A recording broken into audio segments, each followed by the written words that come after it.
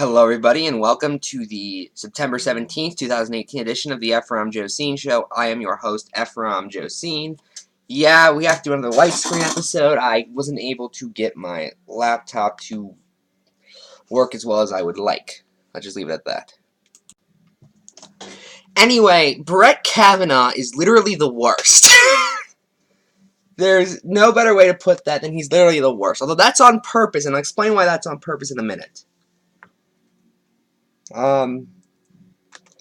But recently, Brett Kavanaugh decided to show how much of a Republican he truly is. Because mind you, I didn't think you'd get any more stereotypically Republican than when you're best buddies with Karl Rove, you were appointed by George W. Bush.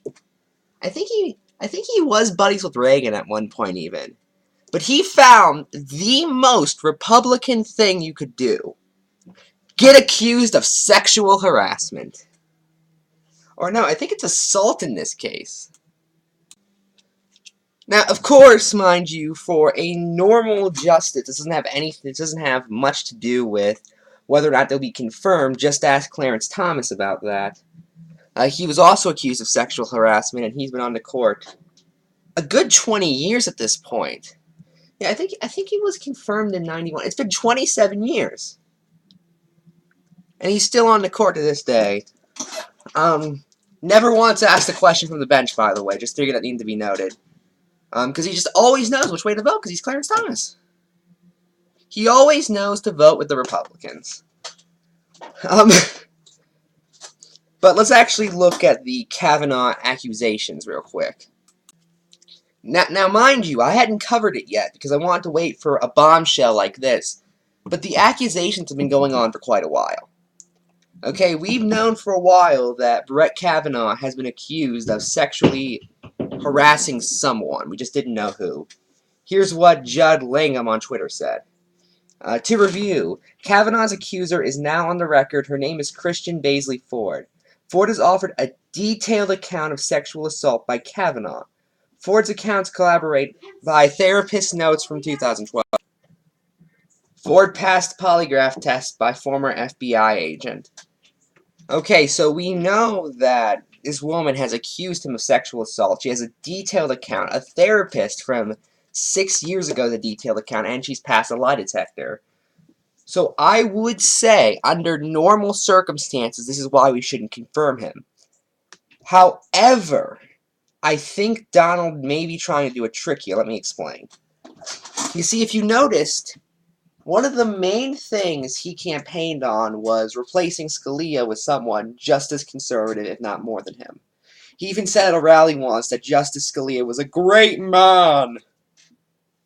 But if you look at the two people he's put up so far, there's being Neil Gorsuch and Brett Kavanaugh, they're both bad, to be clear. Neil Gorsuch is a corporatist shill. He voted the wrong way in, the Hobby Lobby case. He was like, no, they shouldn't have to pay for birth control, which is really just saying they shouldn't have to pay for health care. And he went the completely wrong way in every assisted suicide case. He even wrote a whole book about how bad it is.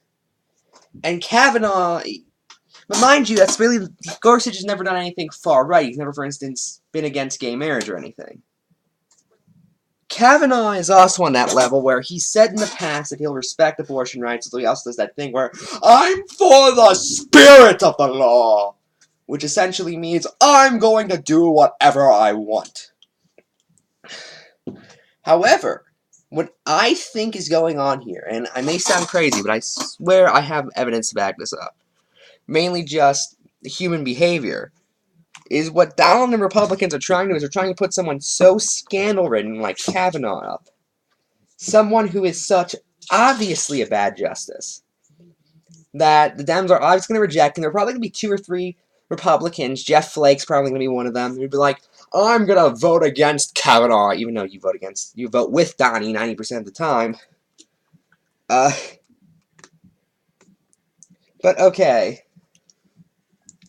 And then what he's trying to do is, because there are, I believe, 23 out of the 33 seats that are up for re-election in the Senate this November are Democratic, he's trying to flip enough of them so he could get a complete majority. No one no Dem needs to vote for him, essentially. Mind you, that's basically already the case. It'll even more so. It'll be basically a giant wall for all his legislation. He'll turn his head into his giant rubber stamp. And he's going to appoint an actual Scalia successor. And the two people I think he's going to do that with are Amy Burdett, who was already in the grapevine as a possible Supreme Court pick, who's essentially a theocrat. She worked with Scalia, if I recall correctly, and I think she was also buddies with Bush. I could be wrong on that, though. And Jay Sekulow, who runs ACLJ and is Pat Robertson's lawyer.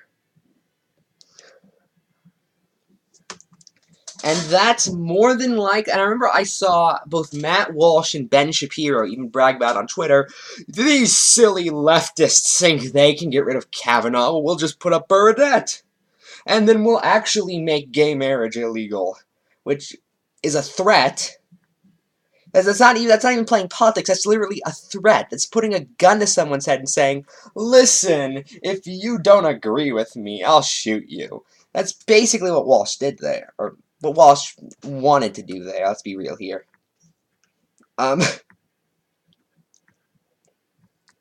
But no, they're giving away the strategy because Ben Shapiro is not stupid. He plays stupid all the time, but he is not stupid.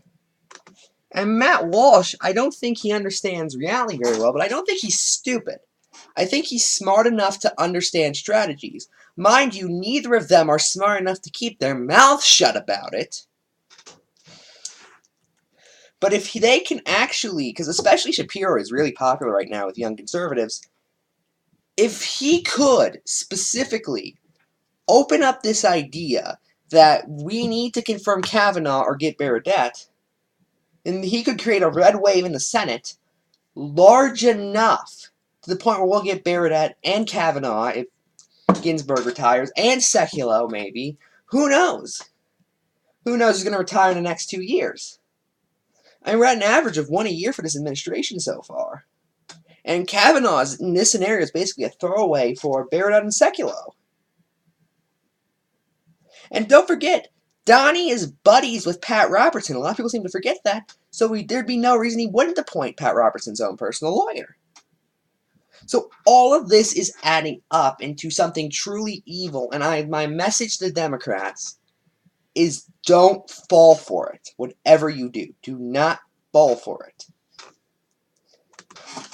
You know, if you're going to, especially over something like this, if you're going to deny Kavanaugh, which at this rate, it may be better if you just don't, and you just let him go on there and be a moderate idiot for way too long.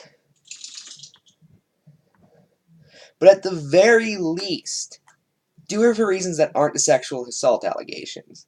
Because I guarantee you, somewhere, Donald knew. Anyway, that's it. I'm Ephrom, and good night.